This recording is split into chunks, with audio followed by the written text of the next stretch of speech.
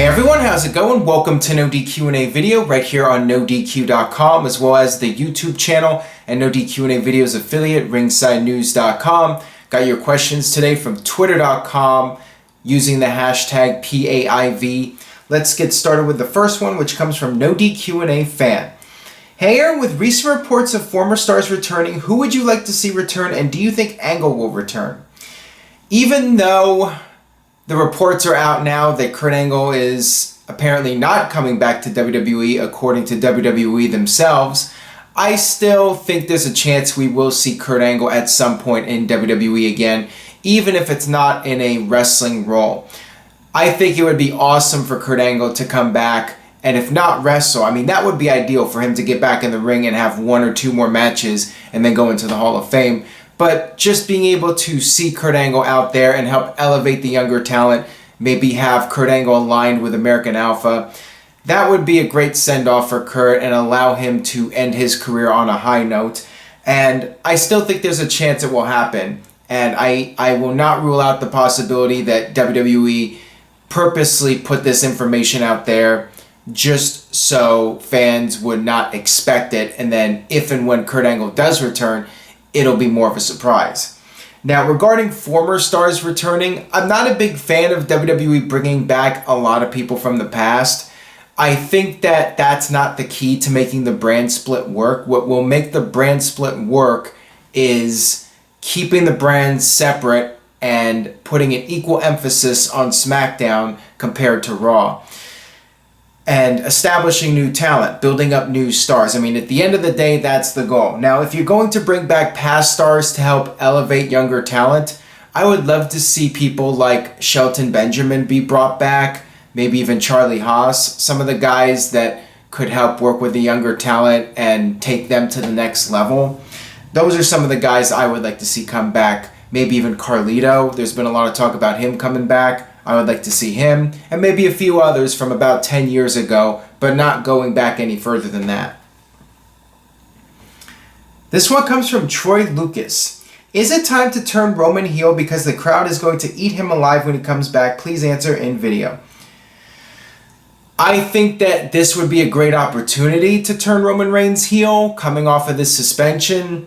This would be the time to do it if WWE was to do it, but if it does not happen, I think that it's unlikely it ever does happen. It could be very similar to John Cena, where WWE does not want to turn the guy heel and admit that they were wrong in pushing him as a babyface.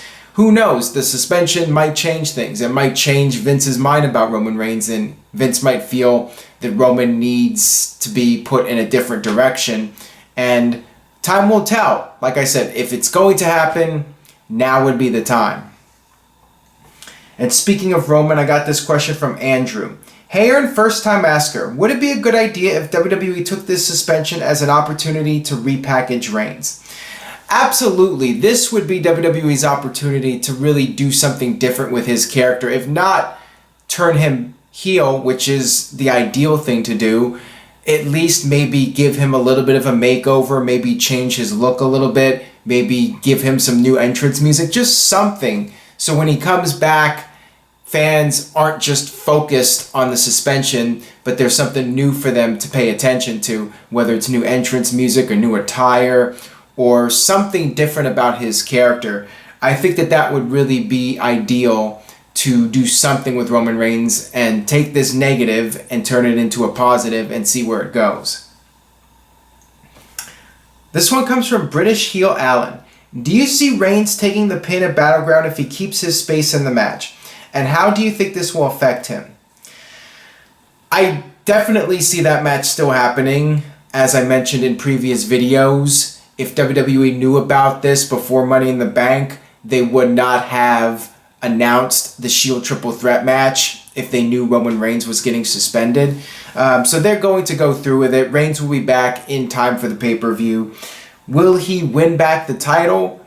At least not right away. I think that perhaps in time he will get to that level where the company wants to invest in him, but they're going to be cautious with him. I'm almost certain of that they will be careful about pushing him to the top and investing as much as they were in the past until he can reestablish himself as somebody who's trustworthy and will not get in trouble a second time. We've seen before Randy Orton got suspended and they still pushed him after that. So I think Reigns will not lose his spot in the company. He might not be pushed as the guy anymore, but he'll still be one of the guys in WWE, one of the top tier guys for years to come if he can stay out of trouble. This one comes from Jishnu. Hey Aaron, thoughts on AJ Styles being on the Stone Cold podcast? What was the advice Steve Austin gave to him that got censored?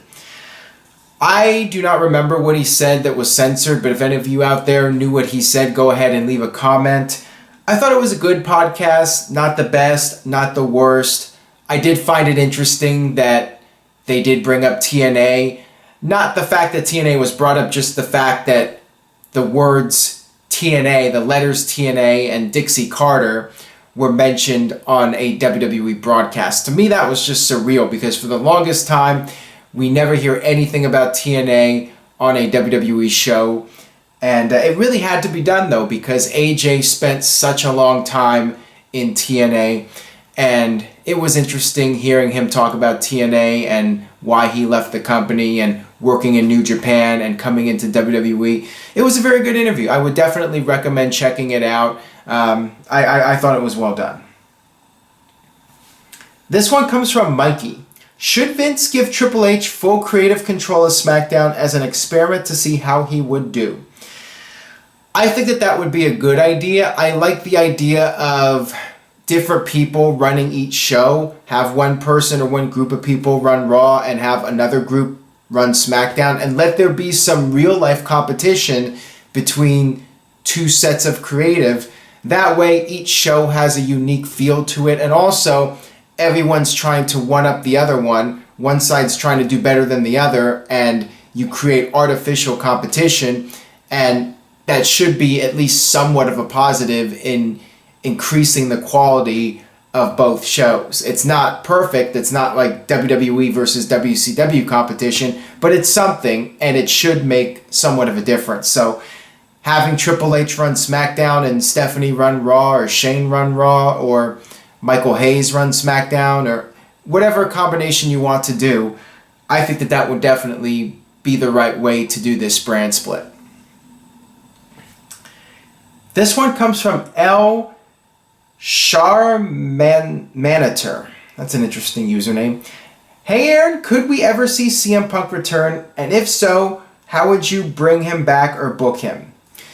I've gotten this question before. I'll go ahead and answer it one more time. And anytime somebody asks me about this, redirect them to this video. I believe we will see CM Punk again in WWE one day. But the key phrase is one day. Not anytime soon. CM Punk is doing the UFC run, and I think he will eventually appear on a WWE show again. He might not come back and wrestle full time again, but he could go into the Hall of Fame. He could come back and have a Chris Jericho-like run. That would not surprise me, and to say he'll never be back is just ridiculous and unrealistic because everybody came back. Hogan came back after the WCW run. Ultimate Warrior came back. Bruno Sammartino came back. Bret Hart came back after the screw job. To say CM Punk would never come back to WWE, I mean, it's just ridiculous when you look at the past in wrestling. Everybody came back. Even Randy Savage did the video game deal before his death, and he went into the Hall of Fame as well. And if he had not passed away, we probably would have seen Randy Savage on WWE television again. One day we will see CM Punk again. That's my prediction. This one comes from Blocked Lesnar. What are Nakamura's chances of winning the WWE title? Also, do you see him main eventing a major pay-per-view at some point? I think it's too early to tell with him. Depending on how the brand extension goes, if there's 2 championships and new guys are getting opportunities to shine. I mean, if Jack Swagger could win the World Heavyweight Championship, I mean, certainly Nakamura could realistically get a chance to become champion and have a decent run, a better run than Jack Swagger, if given the opportunity. Now, there's the whole language situation and that might play a role in him getting a top position in the company. But he's so talented and so charismatic that if given the opportunity, he could succeed on top in WWE. But again, time will tell, and I think just because he's been successful in NXT, it's not a guarantee he'll do as well on the main roster, but we're just going to have to wait and see on that one. Definitely feel it's too early to really make a solid prediction on that. Got this one here from Gingy. With the WWE expansion, would you keep one set of tag team titles or make it one per show? First time asker, weekly viewer. I would like to see the champions perform on both shows. I think that having a set of tag team titles on each show is overkill. Same thing with the IC title. The way I would like to see it is have the tag team champions appear on both shows and the world champion appear on both shows, although it appears there's going to be two sets of world titles, and then have the IC title on one show exclusive to that show and the US title exclusive to the other show. And the women's champion also appears on both shows. That, I think, would be the best way to go and not add too many championships. I guess if you were going to have a second set of championships, you would have the second world title. But that's it. Don't do anything beyond that, because then you just devalue the titles by having too many of them. Got this one from Johan H. Camper. Hi Aaron, I'd love to hear more thoughts on Twitter versus kayfabe in general. Should wrestlers play characters on social media? Here's what I think. If you're going to be on social media, you should be promoting the product. If you want to have the ability to break character and just be yourself, your real life persona, then make your own separate personal account. I see no problem with a wrestler having two Twitter accounts, one for their TV character and the other as a personal account that they do not promote on WWE's website or anything like that. I think that that would be the most ideal way to do it. I know with Cody Rhodes, he had a similar situation where he had his Stardust account and then he had his own private Cody Rhodes account, the Zelda username, whatever it was. I think that that's how the wrestler should do it. That's just my opinion. The accounts that get promoted on Raw and SmackDown and on YouTube, I think that those accounts should stay in kayfabe as much as possible. That's just my opinion. This one comes from Ed Wilson. If the world title returns on SmackDown, wouldn't it be beneficial to conclude the AJ Cena feud to determine a new champion?